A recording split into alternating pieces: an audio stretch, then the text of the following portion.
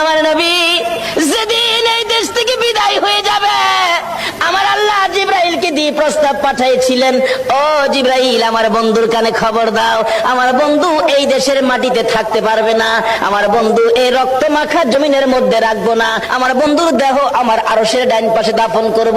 জিব্রাইল খবর নিয়ে ডাকতেছেন, হুজুর আল্লাহর সালাম গ্রহণ করুন। আমি জিব্রাইলের সালাম গ্রহণ করুন। আল্লাহর নবী গো, আপনার দেহ মোবারক আল্লাহর আরশের ডাইন পাশে দাফন হবে, আপনি খুশির সহিত কবুল করুন। আমার নবী কোনো কথা কয় না, দুইটা চোখের পানি ঝরঝর করে ছাড়তেছে। জিব্রাইল বলেন, ইয়া রাসূলুল্লাহ, এত সুন্দর প্রস্তাব নিয়ে আসলাম, কোনো কথা কন না, খালি কাঁদেন কেন জানতে চাই। আমার নবী বলেন, জিব্রাইল রে, তোমার জন্য খুশির খবর হতে পারে, আমি খুশি হতে পারলাম না, কেন পারলেন না?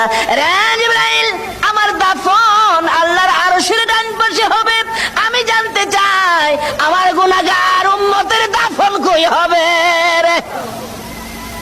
জিব্রাইল বলেন, আপনার উম্মতের দাফন এই জমিনের মধ্যে হবে।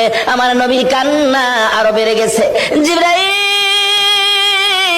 না না, সইতে পারি না, আমি আরশে থাকবো আর আমার উম্মতেরা এই জমিনে থাকবে, আমার মন মানে না, প্রস্তাব আমি রাখবো না, আমার পক্ষ থেকে একটা প্রস্তাব আমার প্রভুর দরবারে তুলে ধরো।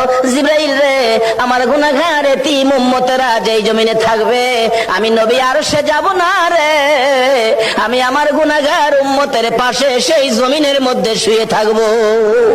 আরে দয়ালো নবী, প্রেমের ছবি আর আসবে না জগতে, আমার দয়ালো নবী, প্রেমের ছবি আর আসবে না।